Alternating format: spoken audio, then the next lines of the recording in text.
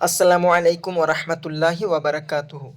যাদের আরবি বর্ণ শুদ্ধভাবে উচ্চারণ হয় না তারা অবশ্যই ভিডিওটি দেখুন এবং বুঝতে পারবেন।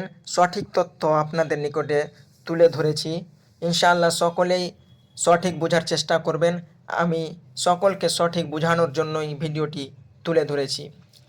যার বিশুদ্ধভাবে আরবি অক্ষরসমূহ উচ্চারিত হয় না তার জন্য কিছুদিন অনুশীলন অর্থাৎ পাঠ করা পড়া বিশুদ্ধভাবে পাঠের প্রশিক্ষণ নেওয়া যথেষ্ট নয়, বরং সেগুলো শিক্ষা করার জন্য যত দিন প্রয়োজন রাত দিন পূর্ণ প্রচেষ্টা চালানো আবশ্যক, জরুরি। যদি বিশুদ্ধভাবে পড়তে পারে এমন লোকের পিছনে নামাজ আদায় করা সম্ভব হয় তাহলে তার পিছনে নামাজ আদায় করা ফরজ, অথবা সে যেন নামাজে ওই আয়াতগুলো পড়ে যেগুলোর অক্ষরসমূহ সে বিশুদ্ধভাবে উচ্চারণ করতে পারে। আর দুটো নিয়মে নামাজ আদায় করা সম্ভব না হলে প্রচেষ্টাকালীন সময়ে নিজের নামাজ হয়ে যাবে। আজকাল বহু লোক এ রোগে আক্রান্ত হয়ে পড়েছে যে না তারা বিশুদ্ধভাবে কোরআন পড়তে পারে না শিখার জন্য চেষ্টা করছে। মনে রাখবেন, এভাবে তাদের নামাজসমূহ বিনষ্ট হয়ে যায়। বাহারে শরিয়াত ৩য় অংশ ১১৬ পৃষ্ঠা।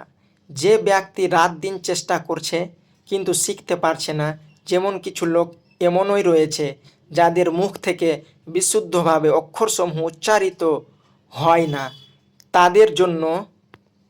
তাদের জন্য রাত দিন শিখার প্রচেষ্টা অব্যাহত রাখা আবশ্যক। মানে রাত দিন প্রচেষ্টা চালিয়ে যেতে হবে।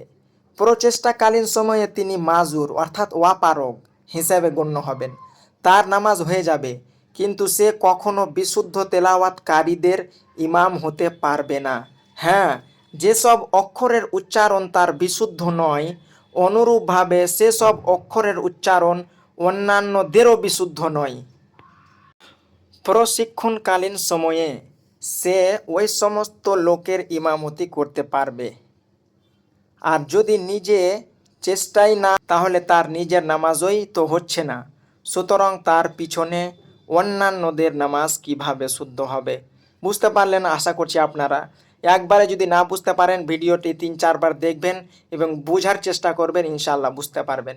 এটা হচ্ছে ফতোয়ায়ে রেজবিয়ার ৬ষ্ঠ খণ্ড ৬ নম্বর খণ্ডর ২৫৪ পৃষ্ঠা থেকে অনুবাদ করা হয়েছে। আল্লাহ সকলকে বুঝার তৌফিক দান করুন এবং সকলকে হেদায়েত দান করেন। আমিন সুম্মা আমিন।